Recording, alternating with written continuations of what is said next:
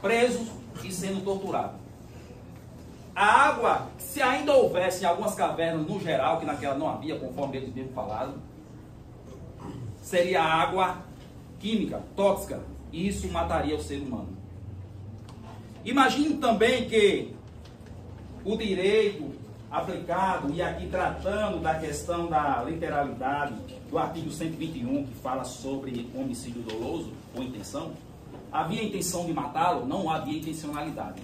Havia um acordo que estava sendo, um contrato, melhor dizendo, verbal, praticado naquele local, em que havia suspenso o Estado de Direito. O Estado estava ausente. Em que momento o Estado se fez presente no local? Qual o maquinário? Qual o recurso? Não tem. A Associação Espelunca gastou todos os seus recursos para resgatar esse desafortunado. E cadê o Estado? Cadê o juiz que foi chamado e ele não veio? Agora, para querer causar ilação e suposição, é fácil fazer. Mas eu quero tratar do direito. Primeiro, do princípio da dignidade da pessoa humana, que está no artigo 1º, no inciso 3º da Constituição Federal, a qual todos nós estamos submetidos. Que são valores inquestionáveis. Punir os acusados, ignorando a situação limite em que eles se encontravam, seria negar-lhes o estado de seres humanos e dignos de compaixão e respeito, impondo-lhes um sofrimento desproporcional e cruel. Eu digo-vos o seguinte: no estado do aborto, se causar risco ou perigo para a mãe, mata-se o feto. Uma vida pode ser tirada. A Constituição permite fazer em casos excepcionais. Em caso de estupro, se a mulher quiser, ela mata o feto. Porque no contrato verbal, eu estou com a fala, no contrato verbal escolhido por eles lá, na supressão do Estado de Direito, eles estavam acertados por aquele momento. Eu quero dizer mais, outro princípio que está sendo descumprido aqui nesse tribunal, é o princípio da individualização da pena. O réu ao qual eu questionei e conversei em certos momentos, ele não matou o Roger.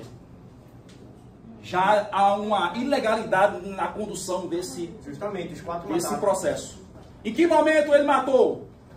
Ele afirma que não matou. Como é que o Ministério Público prova que ele matou? Ele afirmou que não matou. Comer carne não é crime na Constituição nem no Código Penal.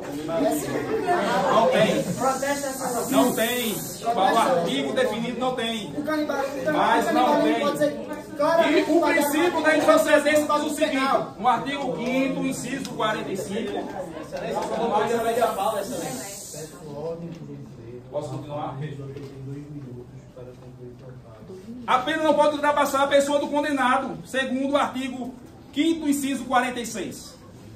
Se eu condená-los a todos à morte ou a qualquer pena, está descumprindo a legislação. Serão cúmplices de uma decisão que não cumpre o regimento do direito brasileiro. Vocês podem não ter a obrigação de saber, mas eu tenho a obrigação de deixá-los informados do que o direito ele persiste e deve ser respeitado. Princípio da legalidade eu não vou nem questionar nem falar. Porque a causa da exclusão da ilicitude é em estado de necessidade a qual ele se encontrava, legítima defesa, estrito cumprimento do dever legal ou exercício regular do direito. Ele está em estado de necessidade, conforme o artigo 24 do Código Penal Brasileiro, que trata de perigo atual, situação, necessidade, existência de outro meio, inevitabilidade do resultado. Qual outro meio tinha para salvar-se? Não havia outros meios. Tinha que matar um tinha que morrer para tentar. Imagina aí você comer um feto e passar 9 dias. Meu filho não é comida, eu quero justiça. Você participa lá, meu filho não você é está... Peço ordem. Você passar 9 dias com um corpo lá, já imaginou a caatinga? A quantidade de bactérias, de vírus? Você estava disposto a comer carne podre?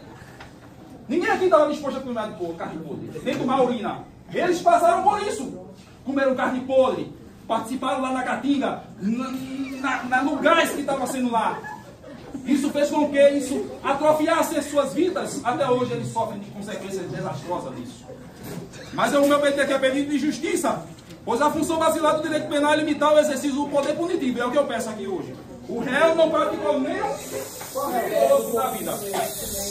No caso do Rubens, o réu não praticou nenhum crime doloso contra a vida e não foi subjetivo. Deixar com ainda que não houve provocação voluntária do perigo nem intencionalidade. Não há nexo de causalidade. Você pode perguntar para mim o que é nexo de causalidade. Vocês não têm a obrigação de saber. Eles têm a obrigação de saber porque são advogados, são juristas. E o nexo de causalidade quer dizer o seguinte: não há vinculação entre a conduta do réu e o resultado, segundo o artigo 13 do Código Penal.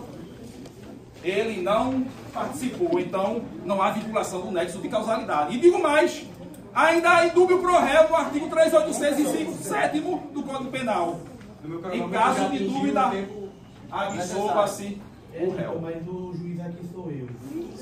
Absolva-se o réu. Em caso de dúvida, grave essa palavra: indúbio pro réu. Artigo 386, inciso 7º.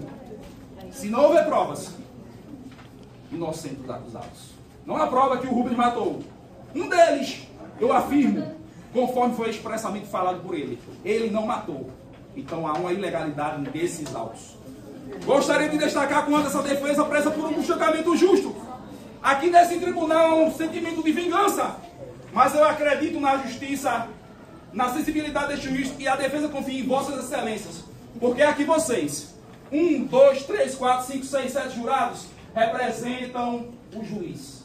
Vocês também são considerados excelências, porque vocês farão um julgamento conforme o que o direito realmente faz. Não é conforme ilação, não é conforme pegar todas as cavernas do mundo e colocar nos autos. Especifica a caverna.